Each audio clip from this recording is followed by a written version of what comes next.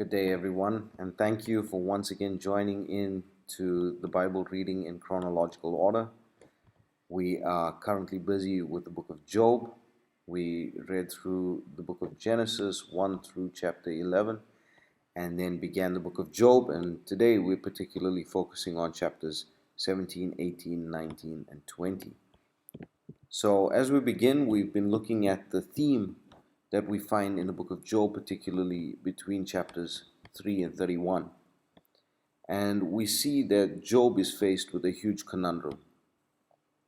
Presently, we see that Job's situation is almost unbearable at this point.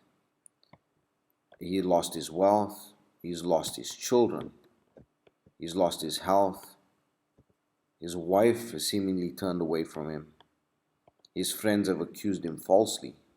But worst of all, his theology or his understanding of God is being challenged. And that's a big word in today's reading, the word challenge. That is basically going to be the theme for the next couple of chapters, because everything that we know is being challenged and everything that they know is being challenged. And the challenge to Job and his theology is, how can a just man be punished of God? If God is righteous, if God is just, if God is true, why would he punish the righteous? And that is something that really is burdening on Job, and it's something that his friends cannot get past. So obviously his friends' idea of him is actually being challenged. But let's just go through the chapters and we'll see how that challenge rears its head. So in chapter 17, Job continues his response. His hope is now waning, and he is preparing himself for death in this chapter. And then he challenges his friend's wisdom. And then he says in there, upright men shall be astonished at this, that God could punish the righteous, that the upright could suffer as well. And he doesn't say that the upright would fall because of this. No, he says they will become strong, but they will be astonished at this. Then we move on to chapter 18. And we see that here Bildad reproves Job for his impatience. He's upset with Job's statements toward them, and he challenges Job's thinking now. Bildad replies to Job that the wicked always receive calamity. Now, Job in himself, he knows that, yes, that might be the case, that the wicked receive calamity, but he's seen and he's explained to his friends that, but the wicked also prosper, and now I am not wicked. Why am I suffering this calamity? So Job challenges his friend's knowledge of him in chapter 19. Basically, if I can break it down into today's terms or today's language, Job is saying to his friends, you know me and you know that I live righteously. Why are you so cruel toward my reputation and to my calamity?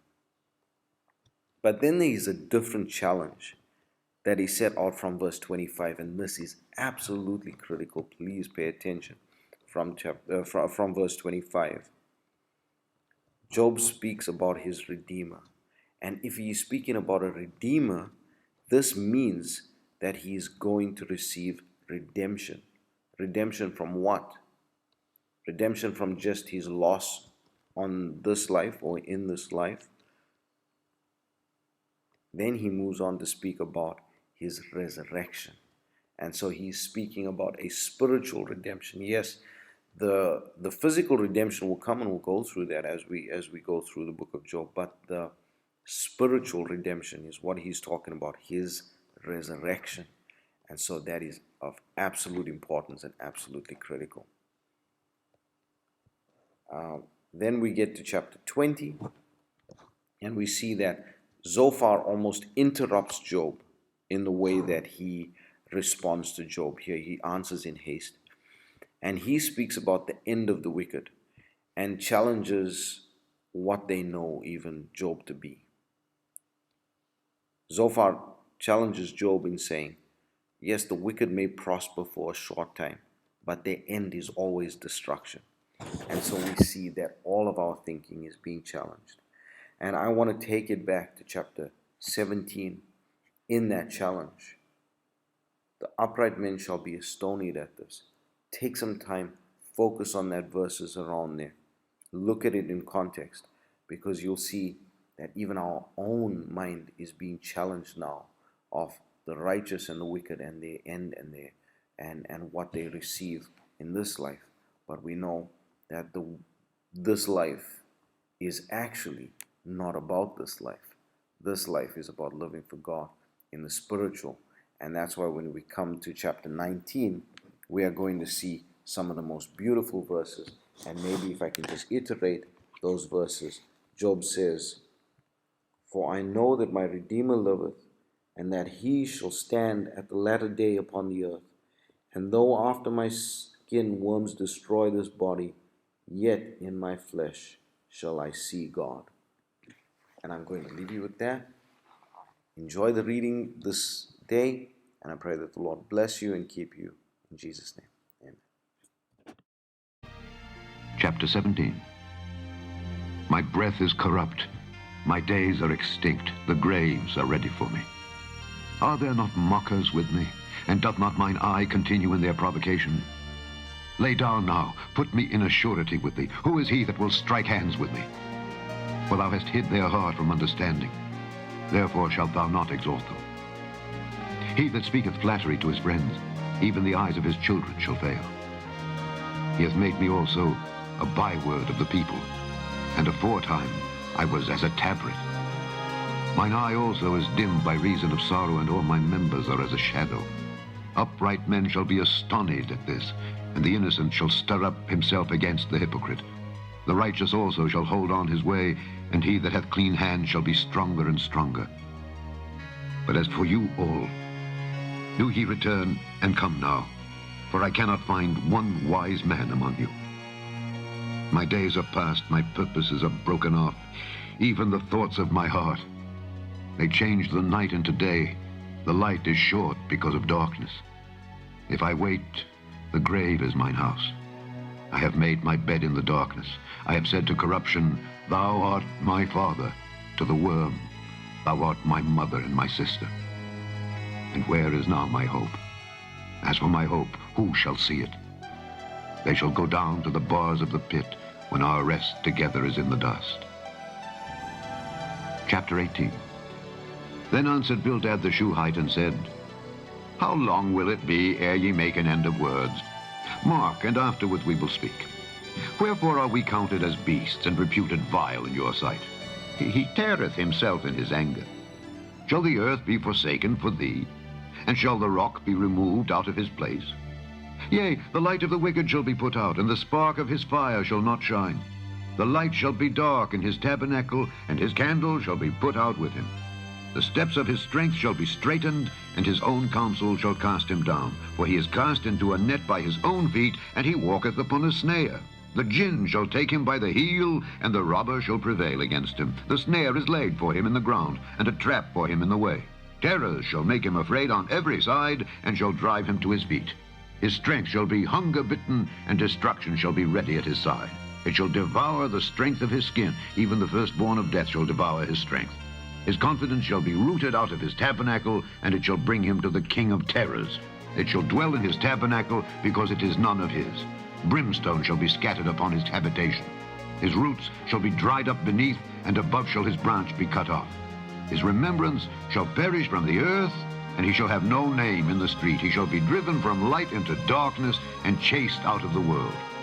He shall neither have son nor nephew among his people, nor any remaining in his dwellings. They that come after him shall be astonished at his day, as they that went before were affrighted. Surely such are the dwellings of the wicked, and this is the place of him that knoweth not God. Chapter 19. Then Job answered and said, How long will ye vex my soul, and break me in pieces with words? These 10 times have ye reproached me. Ye are not ashamed that ye make yourselves strange to me. And be it indeed that I have erred, mine error remaineth with myself. If indeed ye will magnify yourselves against me, and plead against me my reproach, know now that God hath overthrown me, and hath compassed me with his net. Behold, I cry out of wrong, but I am not heard. I cry aloud, but there is no judgment. He hath fenced up my way that I cannot pass, and he hath set darkness in my paths. He hath stripped me of my glory, and taken the crown from my head. He hath destroyed me on every side, and I am gone. And mine hope hath he removed like a tree. He hath also kindled his wrath against me, and he counteth me unto him as one of his enemies. His troops come together, and raise up their way against me, and encamp round about my tabernacle. He hath put my brethren far from me, and mine acquaintance are verily estranged from me. My kinsfolk have failed, and my familiar friends have forgotten me. They that dwell in mine house, and my maids, count me for a stranger. I am an alien in their sight. I called my servant, and he gave me no answer. I entreated him with my mouth. My breath is strange to my wife, though I entreated for the children's sake of mine own body. Yea, young children despised me. I arose, and they spake against me. All my inward friends abhorred me, and they whom I loved are turned against me. My bone cleaveth to my skin and to my flesh, and I am escaped with the skin of my teeth. Have pity upon me. Have pity upon me, O ye my friends, for the hand of God hath touched me. Why do ye persecute me as God, and are not satisfied with my flesh? Oh, that my words were now written. Oh, that they were printed in a book, that they were graven with an iron pen and lead in the rock forever. For I know that my Redeemer liveth, and that he shall stand at the latter day upon the earth. And though after my skin worms destroy this body, yet in my flesh shall I see God, whom I shall see for myself, and mine eyes shall behold, and not another, though my reins be consumed within me. But ye should say, why persecute we him, seeing the root of the matter is found in me? Be ye afraid of the sword, for wrath bringeth the punishments of the sword, that ye may know there is a judgment. Chapter 20.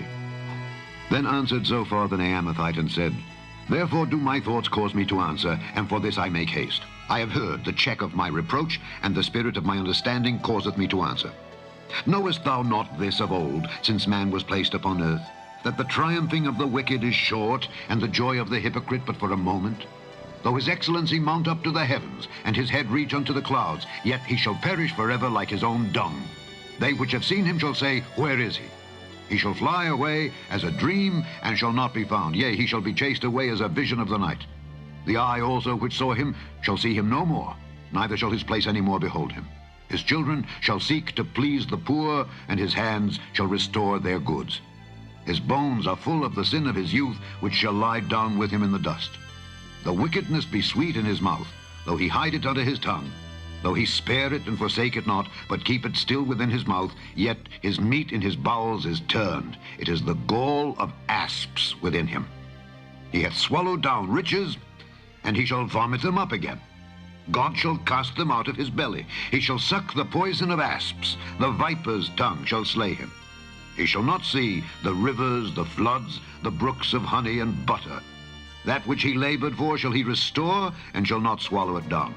According to his substance shall the restitution be, and he shall not rejoice therein. Because he hath oppressed and hath forsaken the poor, because he hath violently taken away an house which he builded not, surely he shall not feel quietness in his belly. He shall not save of that which he desired. There shall none of his meat be left. Therefore shall no man look for his goods. In the fullness of his sufficiency he shall be in straits. Every hand of the wicked shall come upon him. When he is about to fill his belly, God shall cast the fury of his wrath upon him, and shall rain it upon him while he is eating. He shall flee from the iron weapon, and the bow of steel shall strike him through. It is drawn, and cometh out of the body. Yea, the glittering sword cometh out of his gall. Terrors are upon him. All darkness shall be hid in his secret places. A fire not blown shall consume him. It shall go ill with him that is left in his tabernacle. The heavens shall reveal his iniquity, and the earth shall rise up against him. The increase of his house shall depart, and his goods shall flow away in the day of his wrath. This is the portion of a wicked man from God, and the heritage appointed unto him by God.